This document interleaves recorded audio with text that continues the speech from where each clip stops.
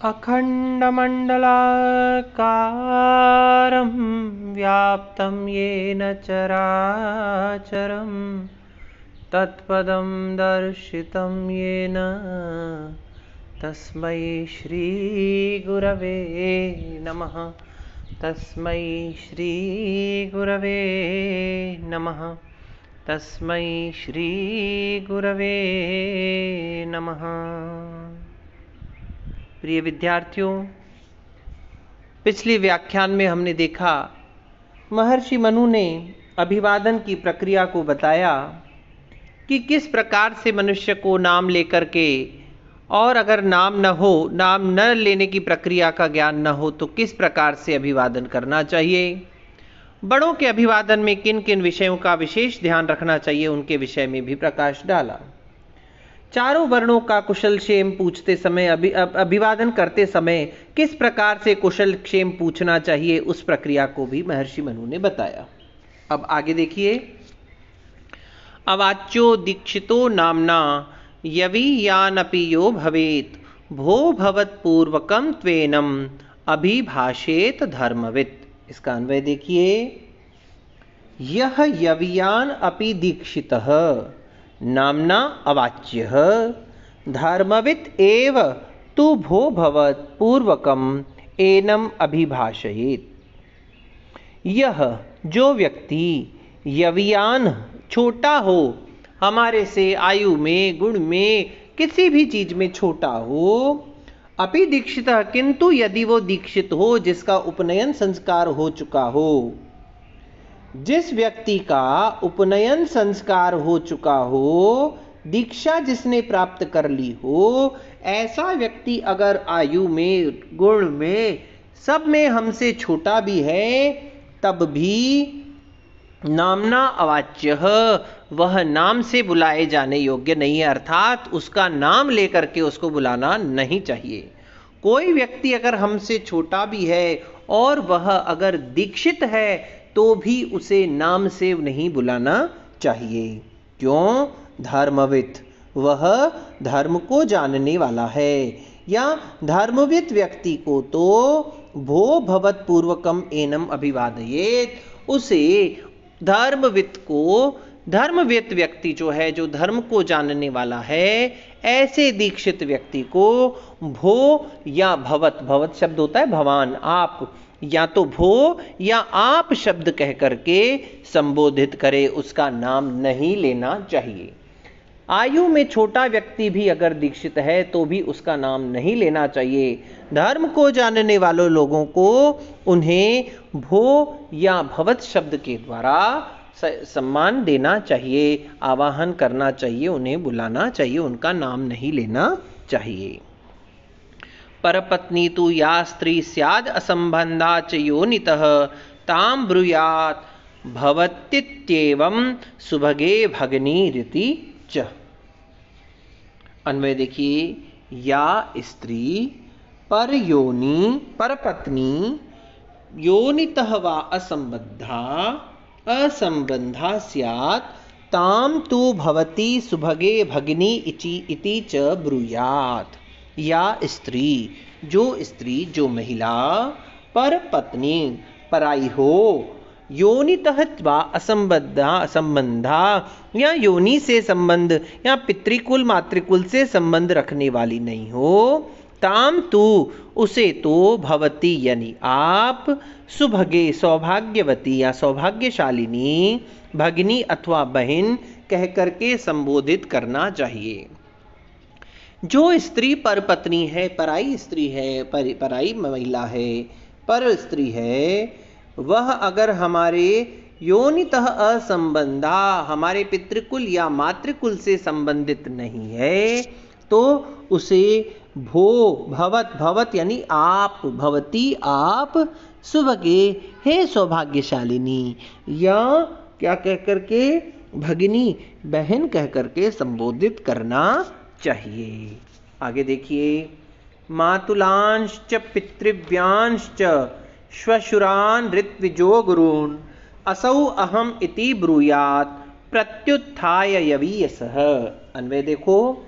यवीयसः अपि मातुलान्, पितृव्यान् श्वशुरान् ऋत्विजः गुरून् च प्रत्युत्थाय असो अहम इति ब्रूयात्। यवीयसः, आयु में छोटे होते हुए भी, मातुलान, मामा को, पितृव्यान, चाचा को, श्वशुरान, ससुर को, ऋत्विजः, वेदों में यज्ञ करने वाला जो ऋत्विज है उसको, गुरून्, और अपने गुरु को, प्रत्युत्थाय, उठ करके, असौ अहम, यह मैं हूं, अपना नाम लेकर के मैं हूं, यह कह करके उनका अभिवादन करना चाहिए, उनको प्रणाम करना चाहिए। देखिए कितनी सुंदर बात कही कि रिश्ते में जो ये व्यक्ति हैं, यदि ये हमारे से आयु में छोटे भी हों तो भी, मामा हों या कौन हो, मातुलान, मामा हों या पितृव्य हों, चाचा हों, ससुर हों, ऋत्विज हों, या कोई आयु में व्रत छोटा हो लेकिन विद्या में हमारे से बड़ा हो, उनका अभिवादन खड़े होकर के असौ अहम कहते हुए, यह मैं हूं ऐसा कहते हुए उनका अभिवादन करना चाहिए। अब प्रश्न उठता है कि ससुर छोटा कैसे, चाचा छोटा कैसे, मामा छोटा कैसे होता है।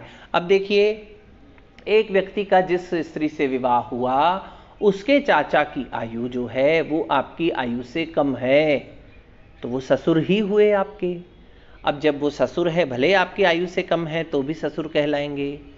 ऐसे ही मामा, आपके मम्मी के कजिन हैं, उनकी उम्र आपसे भी कम है तो वो आपके मामा हैं, लेकिन आयु में कम होते हुए भी मामा होने के कारण से, चाचा होने के कारण से, ऋत्विज होने के कारण से, कोई पंडित जी हमारे घर यज्ञ करवाने आए, हवन करवाने आए, यदि वो हमारे से आयु में छोटे भी हैं, और कोई व्यक्ति विद्यावान है और वो हमसे आयु में छोटा भी है, तो भी वह खड़े होकर के पूजन करने योग्य है, अभिवादन करने योग्य है।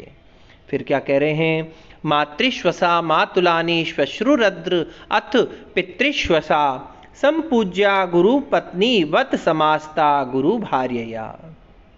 अब अन्वय देखिए इसका, मातृश्वसा मातुलानी श्वश्रु अथ पितृश्वसा गुरु पत्नीवत संपूज्या ताहा गुरु भार्यया समा।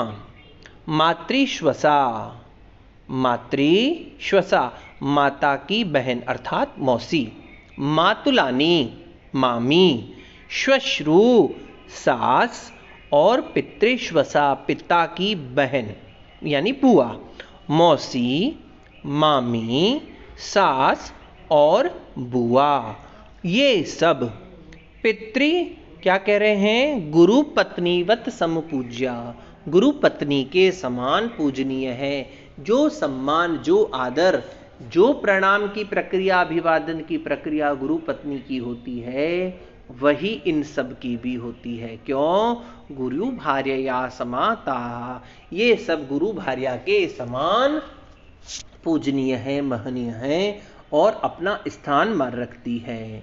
कौन कौन, सबसे पहले कहा मातृश्वसा माता की बहन अर्थात मौसी, मातुलानी मातुल की पत्नी, मातुल कहते मामा, मामा को की पत्नी कौन, मामी, मातृश्वसा मौसी, मामी, श्वश्रु सास और पितृश्वसा पिता की बहन अर्थात बुआ, ये सब गुरु पत्नी के समान पूजनीय हैं, क्योंकि ये सब गुरु पत्नी के समान स्थान रखती हैं। भ्रातुः भार्योपसंग्रहाया संग्राह्या स्वर्णा स्ववर्ण सवर्ण अहनि अहनि अपि विप्रोष्य तु उपसंग्राह्या ज्ञाति संबंध योषितः। अन्वय देखिए इसका, क्या कह रहे हैं, सवर्णा भ्रातुः भार्या अहनि अहनि अपि उपसंग्रह्या ज्ञाति संबंध योषितः तु विप्रोष्य उपसंग्राह्या। क्या कह रहे हैं, समझिए इसको, सवर्णाः भ्रातुः भार्या। अभी इससे पहले हमने मामी, मौसी, बुआ इत्यादि के विषय में पढ़ा। अब कह रहे हैं कि भाभी, भ्रातुः भार्या, भाई की पत्नी अगर सवर्ण है, उसी वर्ण की है, तो अहनि अहनि अपि उपसंग्राह्या, वह अहनि अहनि दिन प्रतिदिन अर्थात रोज प्रतिदिन उनको प्रणाम करने योग्य, अर्थात उनको प्रतिदिन। भाई की पत्नी अगर सवर्ण है तो वह प्रतिदिन प्रणाम करने के योग्य है। फिर ज्ञाति संबंधी योषितः तु, और ज्ञाति और संबंधी अर्थात जाति से और संबंध से, यानी ज्ञाति कहते हैं पितृपक्ष, संबंधी कहते हैं मातृपक्ष। पिता के पक्ष से और माता के पक्ष से संबंधित जो स्त्रियां हैं तो विप्रोष्य उपसंग्राह्या, ये स्त्रियां परदेश से आने पर या कभी कभी जब मिलता जाता है इनसे तब ये प्रणाम करने योग्य है। नित्य प्रति इनको प्रणाम करने का विधान नहीं है, क्योंकि हम नित्य प्रति इनसे मिलते नहीं। कहते हैं कि जो भ्राता की पत्नी है वह अगर सवर्ण है, अगर उसी वर्ण की है तो वह प्रतिदिन प्रणाम करने योग्य है, उसको प्रतिदिन प्रणाम करना चाहिए। किंतु अगर वह असवर्ण है तो उसके साथ भी वही स्थिति लागू होगी। कैसी? कहते हैं कि जो ज्ञाति और संबंधियों से संबंधित स्त्रियों की होती है, ज्ञाति अर्थात पितृपक्ष से संबंधित और संबंधी अर्थात मातृपक्ष से संबंधित स्त्रियां जब भी कभी मिलती हैं, अर्थात विदेश से आने पर या उनसे मिलने पर जब भी कभी वो मिलती हैं तब उनका प्रणाम करना चाहिए। फिर क्या कह रहे हैं? पितुः भगिन्या मातुश्च ज्यायस्यां च स्वश्री अपि मातृवत वृत्तिम आतिष्ठेन माता ताभ्यो गरीयसी। अन्वय देखिए, पितुः मातुः च भगिन्यां ज्यायस्यां स्वसरी अपि च मातृवत वृत्तिम आतिष्ठेत ताभ्य माता गरीयसी।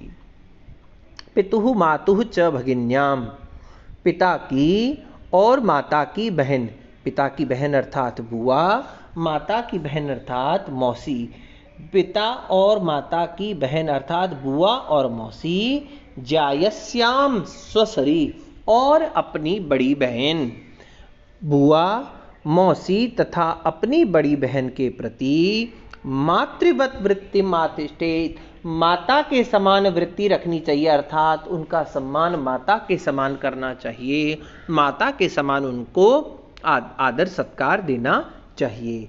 किंतु ताभ्य माता गरीयसी, माता के समान उनको व्यवहार देते हुए, उनके से व्यवहार करते हुए, उनके साथ वैसा ही आचरण विचार करते हुए फिर भी यह ध्यान रखना चाहिए कि माता ताभ्यो गरीयसी, माता उन सबसे गरिष्ठ हैं, श्रेष्ठ हैं, वरिष्ठ हैं।